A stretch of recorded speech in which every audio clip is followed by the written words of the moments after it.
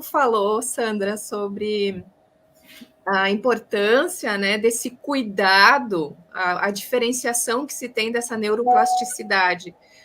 Falando de cuidado, eu me lembrei já das crianças, né, pequenas e até no desenvolvimento de transtornos de personalidade, por exemplo, quando a gente fala, por exemplo, de um transtorno de personalidade borderline.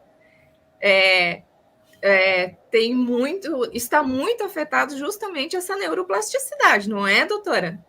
Sim, nós temos, né, já comprovadamente um funcionamento diferente em várias situações de transtornos mentais e de transtornos de personalidade. Então, isso já é sabido. Tem as questões de neurodesenvolvimento, que nem transtorno do déficit de atenção e hiperatividade, o transtorno do espectro autista, né? A gente sabe do funcionamento diferente na síndrome de Down, mas a gente também sabe de diferenças do funcionamento cerebral e da neuroplasticidade, sim, em alguns transtornos, esquizofrenia, bipolaridade, né, e que isso traz aí alterações de aprendizagem.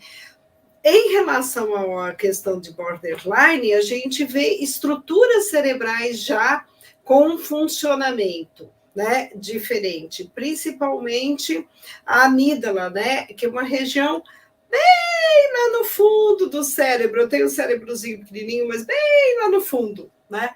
Então, existe uma questão de uma certa hereditariedade das questões da borderline, mas existe muitas vezes situações estressantes, de violências, né, já na infância. Abuso, abandono, né, doutora? Abandono, negligência, tudo isso. Então, o que acontece? A gente já sabe que crianças que passam por situações de grande estresse, e o abandono é uma situação de estresse muito grande. O Spitz já tinha demonstrado isso no tempo da guerra, né? Crianças institucionalizadas que deprimiam e chegavam até o óbito, né? Então, a gente sabe que isso também modifica a arquitetura cerebral, por conta da neuroplasticidade.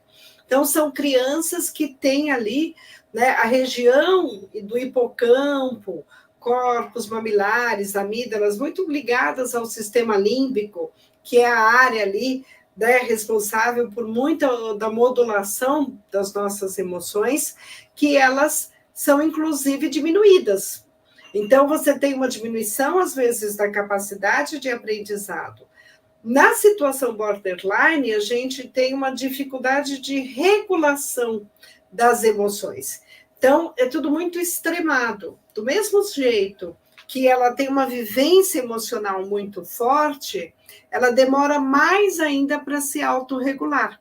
E isso realmente a gente vê que faz parte desse processo de neuroplasticidade.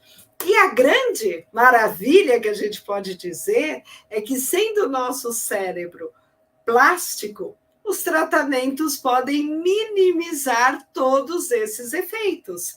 Então, a gente pode pensar que uma pessoa na fase adulta, mesmo tendo passado por uma série de situações na infância, claro que ela terá algumas dificuldades, mas o tratamento nunca é tarde. Quanto antes, melhor. Mas mesmo uma pessoa adulta que nunca tenha se tratado, fazendo o uso correto da medicação, da psicoterapia, de uma reabilitação neuropsicológica, ela terá condições dessa reorganização, porque o cérebro continua tendo uma boa condição de adaptação favorável.